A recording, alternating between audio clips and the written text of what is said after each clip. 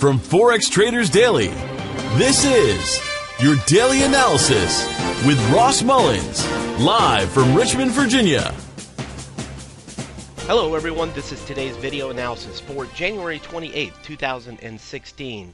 In today's video, we're going to be taking a look at the EURUSD, the euro, versus the US dollar for our trading opportunity for the day today. But first, just to mention about yesterday's news, we had the FOMC at 2 p.m. Eastern U.S. time yesterday. The market had a very little reaction. There was a little bit more of a dovish tone taken in the statement made by the FOMC, but the market had very limited or little reaction to the news. So what I take from that is that we look to continue the status quo, continue to do what we've been doing until something more significant affects the market and we see significant change for either the euro or the US dollar. In this case, looking at the euro USD, we could see that over the past several weeks, we've been in sort of a falling channel. We see the red trend line here with lower highs along the red trend line, lower lows along the blue trend line.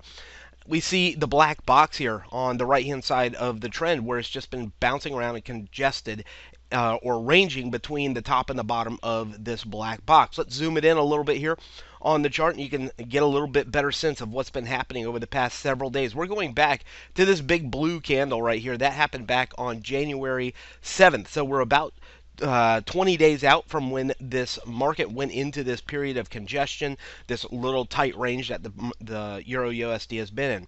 Something interesting that we've been studying in the live trade room on a daily basis is this moving average coming down from the top left-hand side of the chart. That's a 100-period exponential moving average. 100-period exponential moving average. Take a look at how the market has continued to find resistance along that moving average for the past several weeks. Where in fact, we're going all the way back here to the left-hand side, back into the beginning of December. So since December, we've just been following along the top of that 100-period exponential moving average. So for the day today, that becomes our opportunity. Once again, status quo, nothing really significant has changed in the market. We look for that orange shaded area, the 1.0930 to 0.955 level or so. That's the orange zone.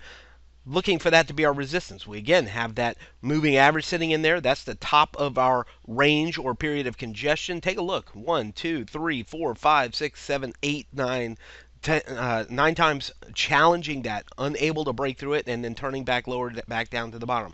So again, status quo, we look for that to become our resistance once again for the day today. The risk, of course, is pretty clear. The risk is that it breaks out above that 0.955 level and continues the upside, and we look for an uptrend to resume. So again, this becomes our opportunity for the day today. 4-hour time frame, we zoom it out a little bit so we can see this a little bit better. We of course see the resistance levels into that orange shaded area. Let's take Fibonacci retracement measurements just from the last high. This high right here, the last time it spiked above it, down to the low of the previous push underneath the green shaded area. Taking Fibonacci high to low puts the 786 fib right at 109.32, right at the bottom of that orange shaded area. 886 fib right at the top of the orange shaded area. So once again, this orange shaded area becomes the area to watch for the day today, and a breakout above it, we look for the continuation higher. I think an open and close above 0.950, 55 would be the kicker that looks for it to continue to pressure higher. As long as it doesn't do that, like it didn't do that here and here and here, and they were false breakouts,